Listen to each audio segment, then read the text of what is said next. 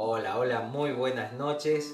Llegamos a un miércoles más y esta vez para seguir compartiendo este espacio que le llamamos Discipulando en Cuarentena. Esta ya es la sexta reunión que tenemos sobre este tema y hoy vamos a avanzar con la segunda parte del desarrollo de la pregunta ¿qué debo hacer para ser salvo? ¿Ya te lo hiciste a esta pregunta? Bueno, si estuviste el miércoles pasado ya tendrás alguna idea. Y si no estuviste el miércoles pasado y de pronto te sorprende esta pregunta o te la habías hecho antes y no tienes una respuesta, bueno, te animo a quedarte para que juntos podamos encontrar una respuesta no nuestra, sino una respuesta basada en la palabra de Dios, la Biblia.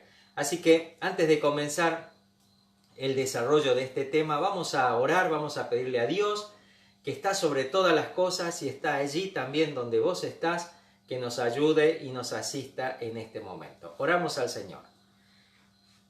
Padre nuestro que estás en los cielos, te damos gracias por darnos esta gran oportunidad de poder encontrarnos a través de este medio. Y en el nombre de Jesús te pedimos que tu bendición sea sobre todos los que reciban esta señal, que podamos juntos acercarnos un poquito más a ti y recibir de ti esta bendición tan maravillosa que es la salvación de nuestras almas. Te pedimos, Padre, que nos ayudes y deshagas de nuestras mentes todas aquellas cosas que impiden que podamos creer, que podamos recibir este don de la fe. Señor, sea tu bendición de una manera sobrenatural obrando en la vida de cada uno de nosotros. Te lo pedimos invocando el nombre del que vive por todos los siglos y a quien esperamos, al Señor Jesús. Amén. Bueno, como te decía, hoy vamos a la parte 2 de la pregunta ¿qué debo hacer para ser salvo? El miércoles pasado comenzamos a desarrollar esta pregunta y llegamos a una respuesta apostólica que está en Hechos de los Apóstoles 16:31, cuando el apóstol Pablo le contesta a un carcelero que estaba a punto de matarse, que le pregunta ¿qué debo hacer para ser salvo? Le dice, ¿qué le dice? ¿Qué le dice? Cree en el Señor Jesucristo y serás salvo. Exactamente, cree en el Señor Jesucristo, serás salvo tú y tu casa. Hablamos el miércoles pasado sobre dos palabras importantes, sobre la palabra creer y sobre la palabra Señor. La palabra creer, hoy te tiro un poquito más de información sobre esta palabra.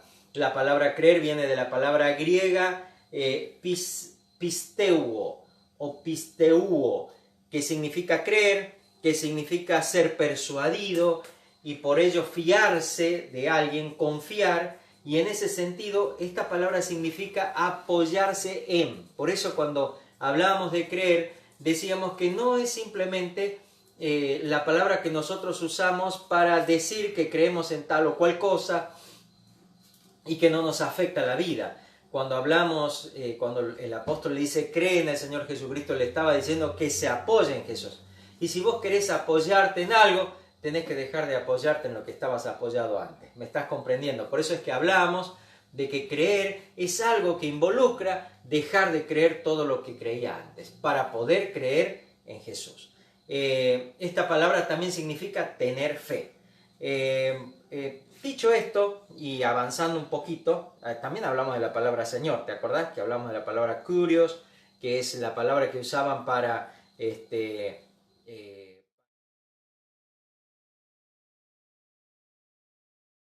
tenerlo como una deidad al César de aquellos días, que era la máxima autoridad del Imperio Romano? Teniendo esto en cuenta, vamos a leer nuevamente en la parte medular de esta historia y así continuamos avanzando con el desarrollo de esta pregunta trascendental. ¿Cuál es la pregunta? Exactamente, ¿qué debo hacer para ser salvo? Hoy te voy a animar a que busques en tu Biblia Hechos 16. Vamos a empezar la lectura desde el versículo 25. ¿Te acuerdas que hablamos de dónde estaba Pablo? La ciudad se llamaba Filipos, ¿te acuerdas? Ellos habían estado predicando y hablando de Jesucristo en aquel lugar de Yahshua HaMashiach, y allí ellos habían tenido un encuentro espiritual con una mujer que tenía espíritu de adivinación.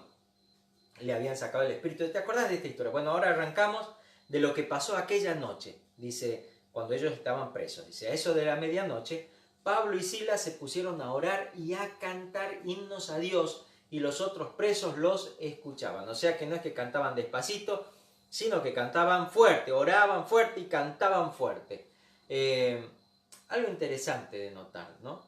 Algunos cantan fuerte en la ducha porque se desinhiben, ¿no? Y está bueno que cantes en la ducha. Acá tengo varias cantoras y cantantes y cantores, ¿sí? En la ducha son tremendos.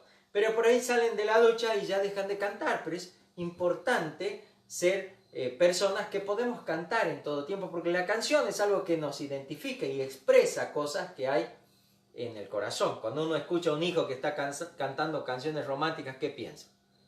Se me enamoró el hijo, se me enamoró la hija, ¿verdad? Cuando usted lo escucha que canta canciones tristes y dice, bueno, algo le está pasando, ¿no es cierto? Y cuando lo escucha que canta, qué sé yo, folclore y otras cosas, usted ya más o menos dice, bueno, está contento, está enchufado en algunas cosas. Y cuando escucha que canta alabanzas a Dios, qué cosa linda y qué alegría le da a todo padre escuchar que sus hijos alaban a Dios, ¿verdad? Bueno, seguimos con la lectura. Versículo 26. De repente se produjo un terremoto tan fuerte en la cárcel que la cárcel se estremeció hasta sus cimientos. Al instante se abrieron todas las puertas y a los presos se les soltaron las cadenas. El carcelero despertó y al ver las puertas de la cárcel, imagínense, se despierta, se había dormido con ¿se acuerda que había estado escuchando a Pablo que cantaba, a Silas que estaba orando, y de pronto se despierta con un estruendo estremecedor? ¿Usted alguna vez escuchó esos sonidos abajo de la tierra cuando hay un temblor? ¿Vio qué impresionante? Cada vez que hay un temblor a mí se me agita el corazón tremendo. Me imagino lo que debe ser estar en un terremoto.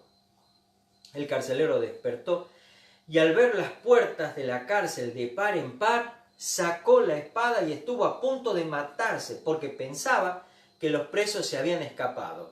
Por ahí usted dice, ¿y qué tiene que ver esto? ¿Por qué se va a matar? Bueno, porque ¿sabe lo que pasa? El carcelero debía pagar con su vida si un preso se escapaba. ¿Y por qué, dirá usted? Porque eso hacía y garantizaba que ese carcelero no iba a dejar escapar a nadie. La corrupción siempre estuvo, y aquí no se trataba de que él tenía que pagar un dinero si se le escapaba un preso, porque eso se puede pagar, y entonces podía negociar la libertad cualquier preso pagándole al carcelero. Aquí el carcelero pagaba con su vida si se le escapaba un preso. Por eso es que cuando vio que estaba todo abierto, habrá dicho, escuchame, es como que le abrí la jaula de los pájaros. ¿Qué pensás que va a pasar? ¿Se van a volar?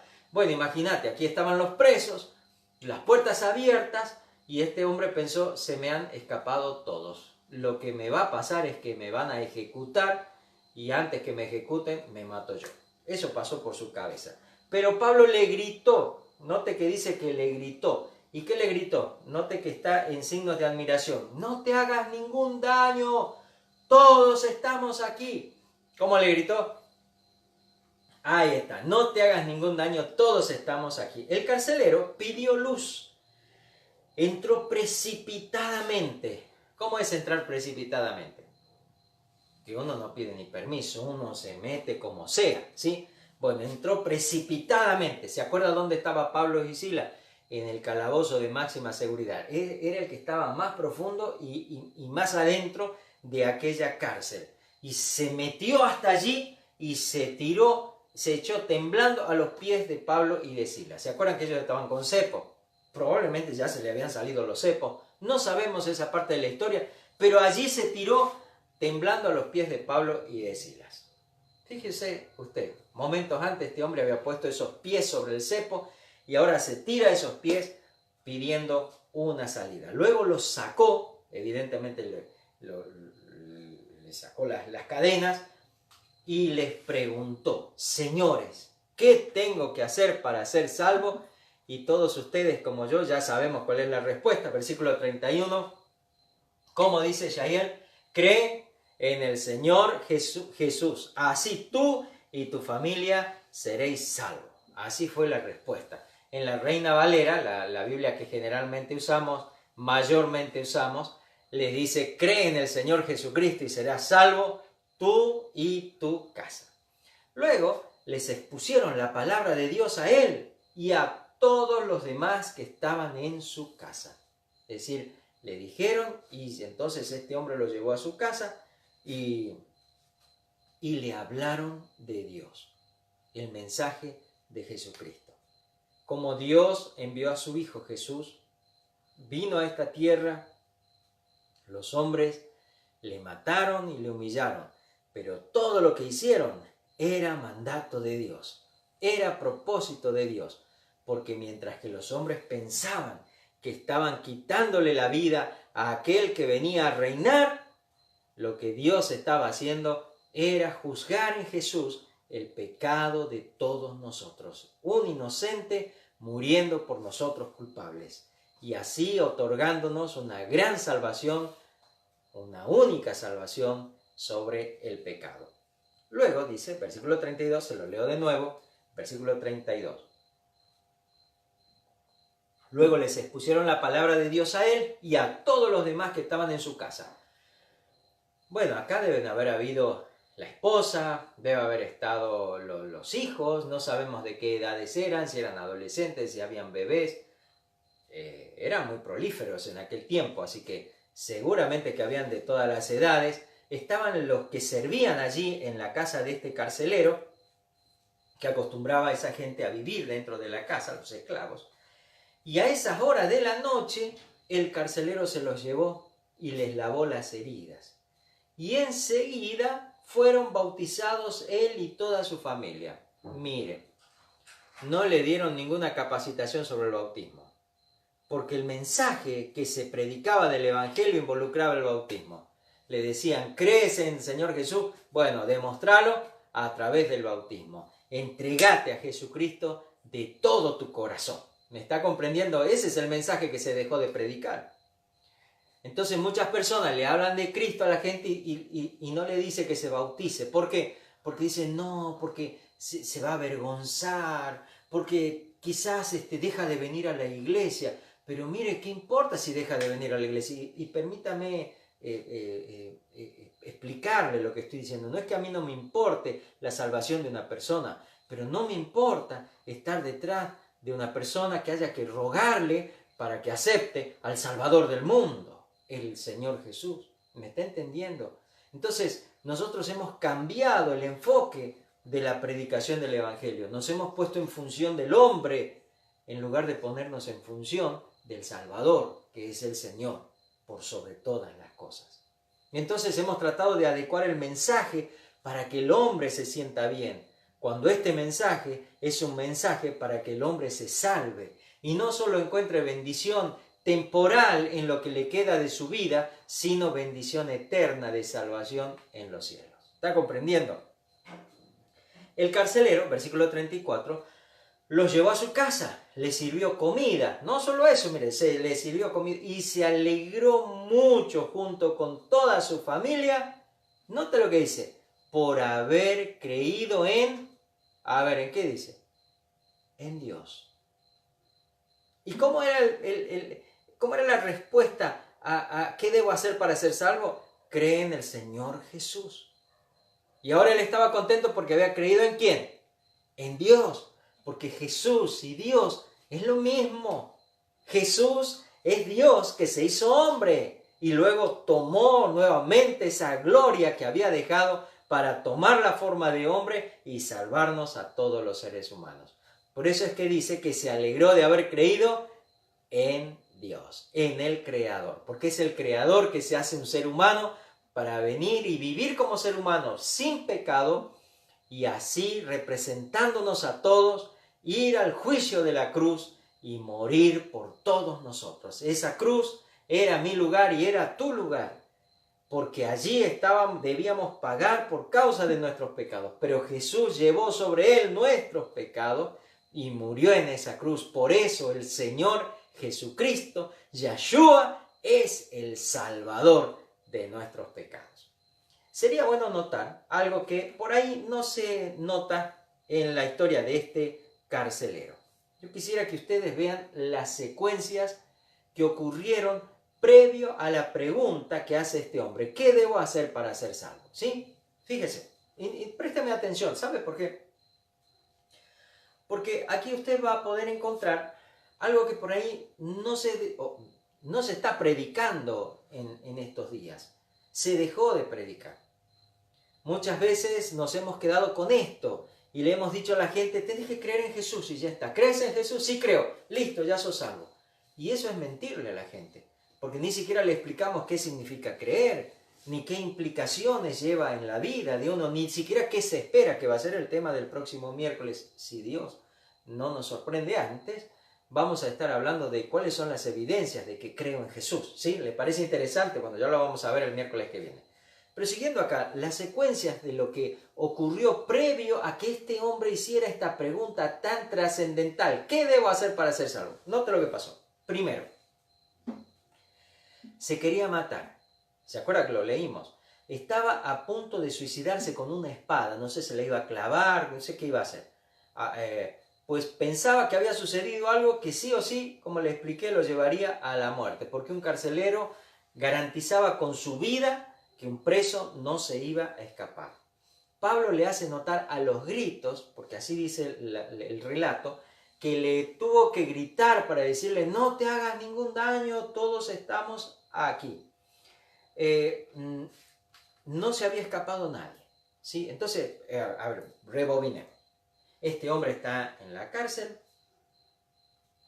está a punto de matarse porque hay un terremoto, él cree que se le han escapado los presos, se le viene un terrible juicio, una ejecución, y entonces antes de pasar por toda esta deshonra, él está a punto de clavarse su espada.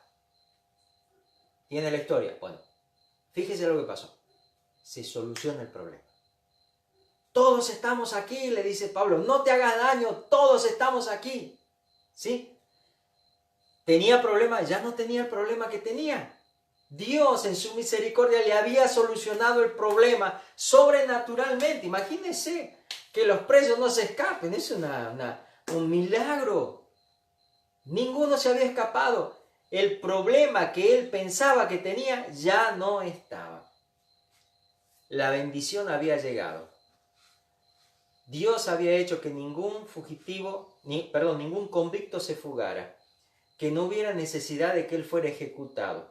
Una gran bendición. ¿Le parece? Vea la bendición que tenía este hombre, que había recibido antes de hacer esta pregunta. Lo que me llama la atención, por eso lo relaciono con la pregunta, es la reacción de este carcelero. ¿Sabe? Porque he visto, y hemos visto con mi esposa, a muchas personas recibir grandes bendiciones de parte de Dios y seguir sus vidas como si nada. ¿Sí? Recuerdo una vez que me pidieron por favor que vaya a orar por un bebé en neonatología. Me dieron el nombre del bebé, ya no lo recuerdo el nombre. Fui a neonatología, entré a terapia, pregunté por este chiquito y las enfermeras y las doctoras me miraron como diciendo, ay, bueno, alguien que venga a orar por esta criatura. Bueno, fui a orar por este bebecito, estaba todo entubado, una cosita chiquitita. Bueno, oré por él. Y terminé de orar y me dijeron, ya está, le dije. Tal vez habrán pensado que yo iba a orar, Padre. No, yo oré así, sencillo, oré por él. Y me fui a casa. ¿Y sabe qué pasó después? Me enteré que ese bebé recuperó la vida, pero se puso bien y hoy es un gordo que anda por ahí. Un gordo grandote, ya así, ¿no? Enorme. Pero ¿sabe qué? Si Dios le salva un hijo, ¿usted no se acercaría a Dios? Pues yo todavía estoy esperando a esos padres. No que vengan a mí, sino que vayan a Dios. ¿Me entiende? Hay gente que recibe grandes bendiciones de Dios y como si nada. Le cuento otra. Una vez vino una nenita acá a casa con su mamá, con la panza así de hinchada. Hacía varios meses que no podía ir normalmente de vientre. Ya había recurrido a los médicos y bueno, esperaban lo peor.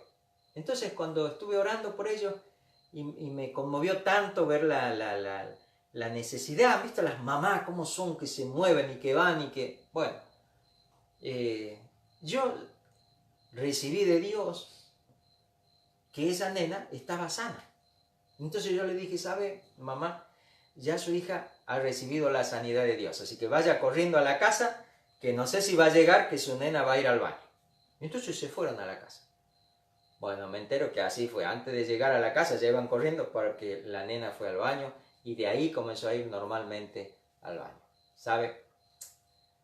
Se acercó a dar gracias su papá. ¿Y sabe cómo vino a dar gracias? Ya sabe, picadito. Y uno dice, che, se te estaba por morir tu hija y no se te movió nada para acercarte a Dios de todo corazón.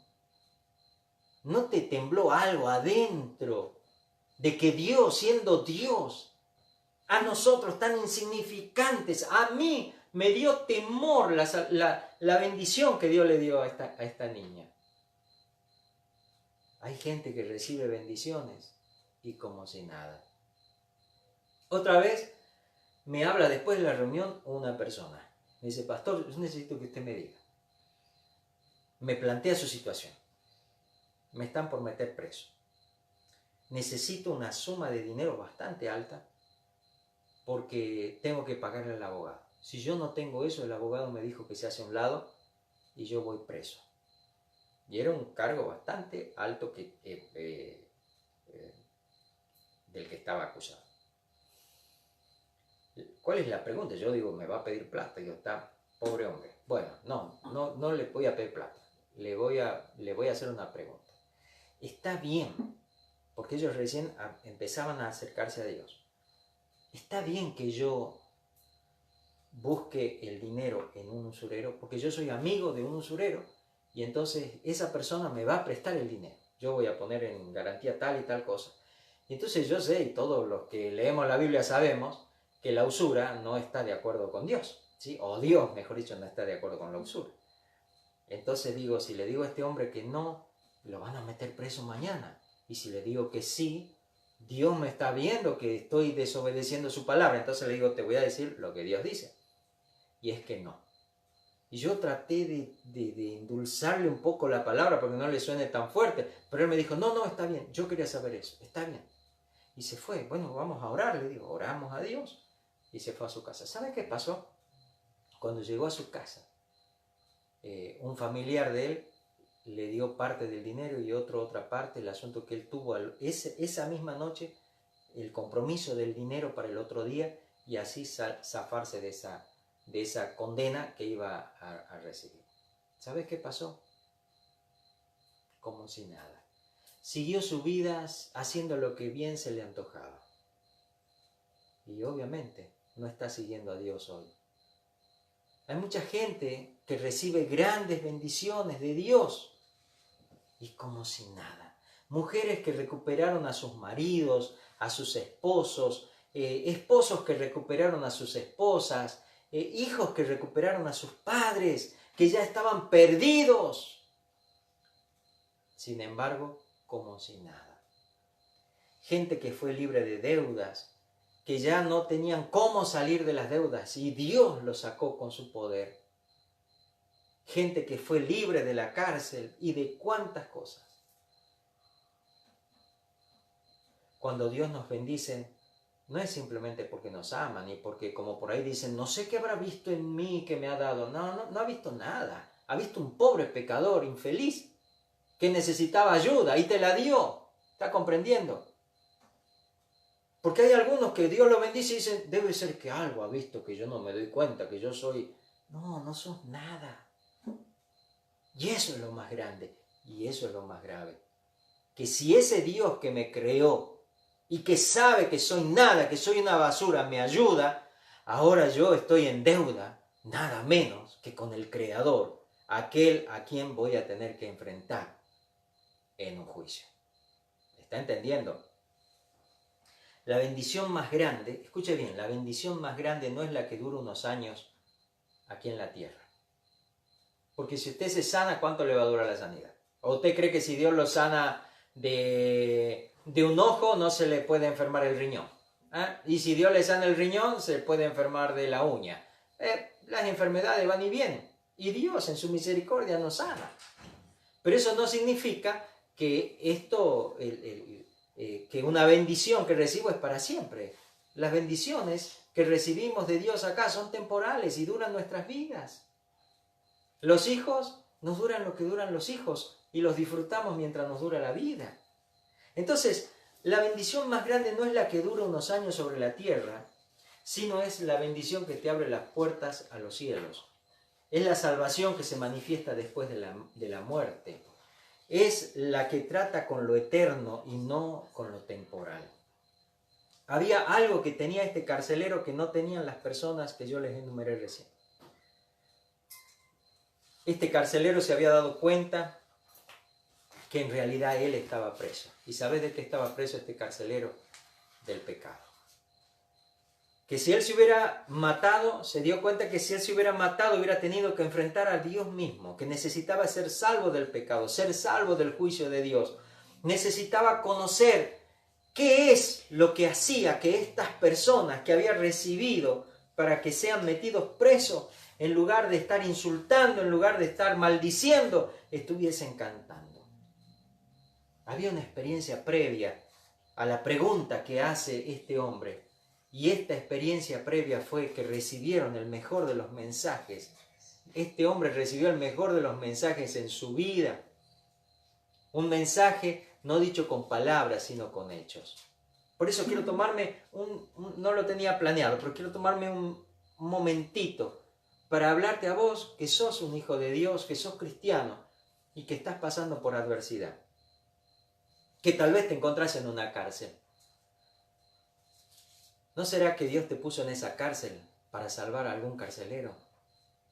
¿No será que estás en esa cárcel porque Dios quiere bendecir a alguien y tu vida va a ser ese instrumento de Dios para dar bendición? Entonces quiero animarte a que desde ese calabozo tan oscuro donde estás, ese calabozo que tal vez en donde te han puesto cepos y tus pies ya no pueden caminar hacia donde antes caminabas, te animes a orar.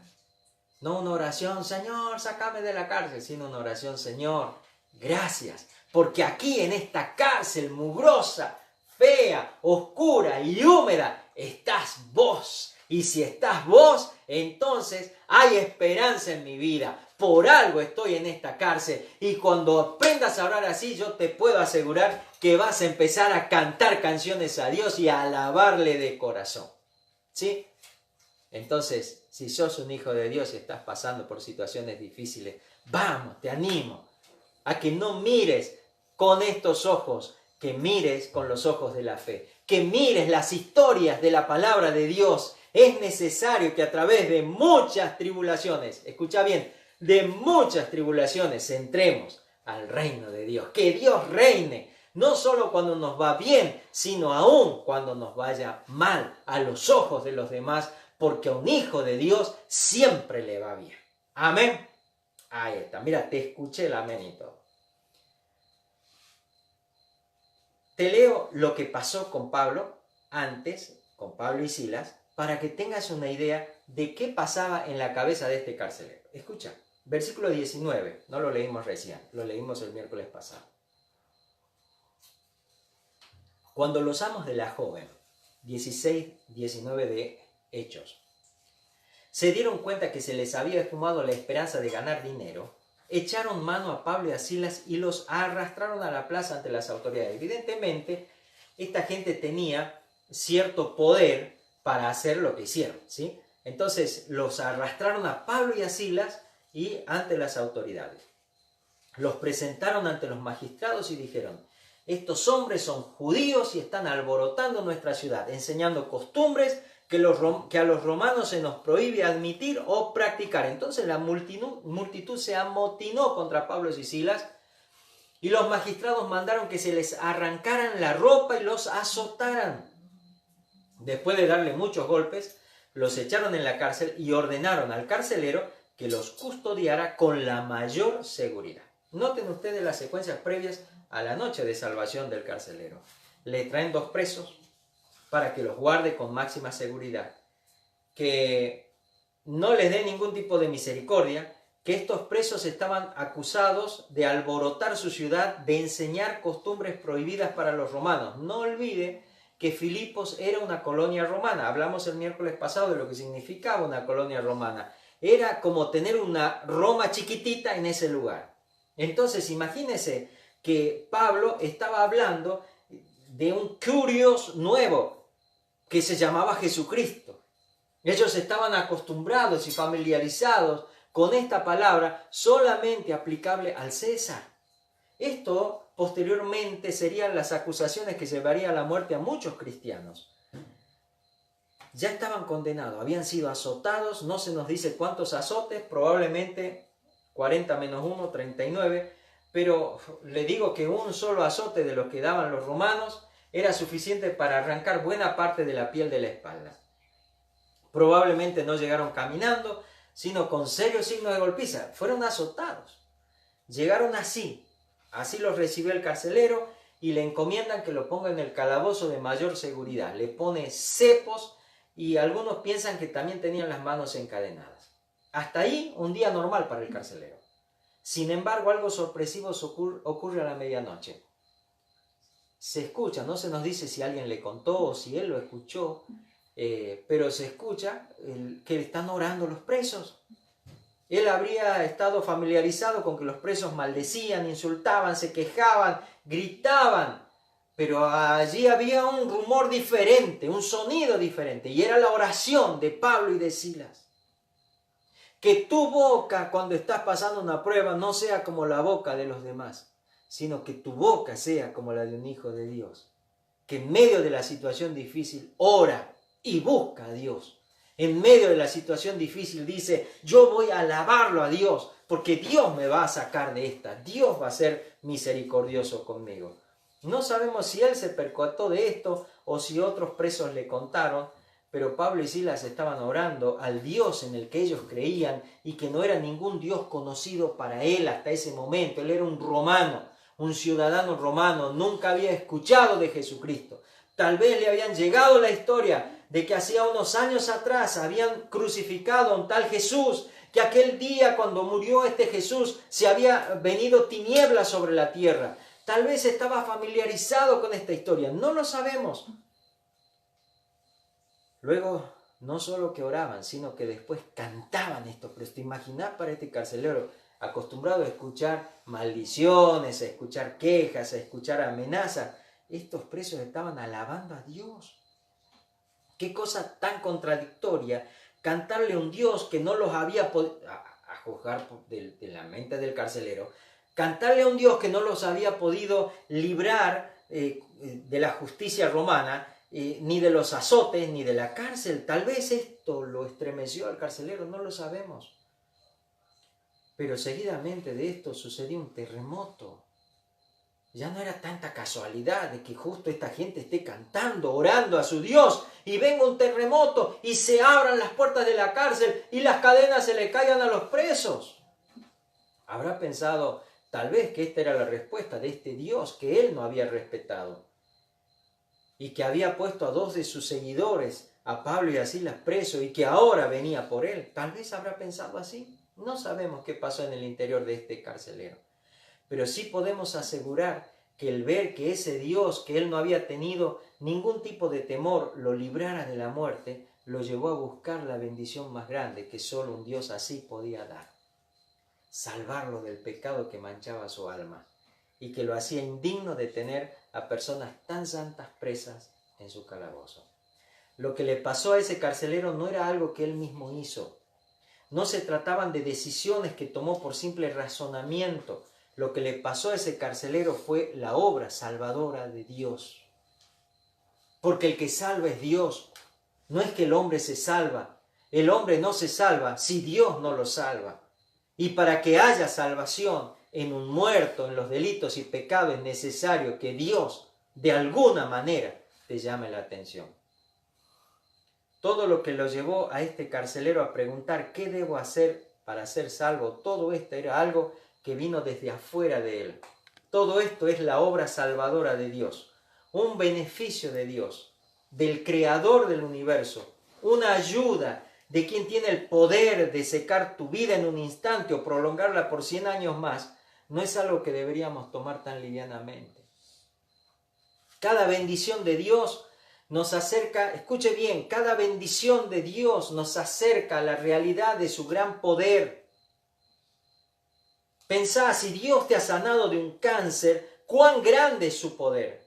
Si Dios te ha librado sobrenatural de las deudas, cuán grande es su poder. Si Dios ha logrado que vos puedas terminar tus estudios cuando tal vez ninguno de tu generación lo pudo terminar, o solo muy pocos. Si Dios puede hacer estas cosas, ¿cómo no temerle?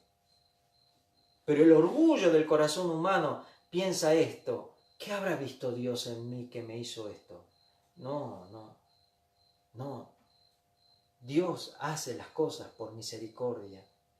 Y misericordia es el amor inmerecido. No es el amor porque vio que sos un diamante en bruto y que vos vas a ser de gran estima. No. Porque no somos nada sin Dios. Y si alguien se cree que es de gran estima en el reino de Dios, seguramente es el más pequeño del reino de Dios. Porque en el reino de Dios, el que reina es Dios. El que se lleva la gloria es Dios. El que lo hace todo es Dios. Y nosotros no podemos ni siquiera alabarnos de nada, porque todo lo que hacemos, lo hacemos por Dios. Cada bendición de Dios nos acerca a la realidad de su gran poder, de su gran amor y de su gran y temible justicia. ¿Vos merecés la bendición de Dios? Sé sincero, ¿vos merecés que Dios te haya bendecido en esto o en aquello? Conseguiste un trabajo que habías perdido, pudiste cumplir un sueño que parecía imposible, lograste, recibirte en tus estudios, lograste un puesto político favorecido por las elecciones o por las designaciones de funcionarios, resultaste triunfante en un certamen deportivo, prosperaste contra todo pronóstico que decía que terminarías más endeudado y embargado, conseguiste una bendición de Dios, lograste una bendición, pues no lo lograste, es Dios el que te bendijo. Esto nos tendría que llevar a humillarnos delante de Dios y no a creernos que somos más especiales que los demás que no recibieron esa bendición. El orgullo humano hace que en lugar de acercarnos a Dios cuando somos bendecidos, nos enorgullecemos y terminamos alejándonos. ¿Cuánta gente hay que ha recibido tanto de Dios y como si nada? Todas estas y muchas más son las evidencias del amor y del poder de Dios, pero también, como te decía, de la temible justicia de Dios. Dios nos puso en este planeta, en este tiempo histórico, para que en medio de las adversidades y en medio de las situaciones bonitas que nos tocan vivir, podamos levantar nuestros ojos al cielo y decir: ahí está mi Creador, mi Redentor, mi Salvador. Que podamos humillar nuestros corazones y podamos dejar que la obra salvadora de Dios termine de hacer ese fruto. Que podamos tener un encuentro con su misericordia y podamos recibir este anhelo de aborrecerlo al pecado y de desear realmente ser salvos del pecado. La mayoría de la gente se acerca a Dios porque quiere las bendiciones de Dios, no quiere dejar el pecado y no se da cuenta que la mayor bendición que podemos recibir de Dios es poder vencer el pecado, porque venciendo el pecado podemos tener una vida diferente con Dios, cerca de Dios, y tener la seguridad y el gozo de que si cerramos nuestros ojos aquí, los abriremos en la presencia de Dios. ¿Qué debo hacer para ser salvo? Una pregunta que todavía no la terminamos de responder, pero ya tenés mucho de qué pensar y en qué meditar. Quiero animarte a que en esta semana puedas seguir leyendo esta historia. El próximo miércoles vamos a estar compartiendo y avanzando con otra pregunta, y es: ¿cuáles son las evidencias de que creo en Jesús? ¿Vos creés en Jesús?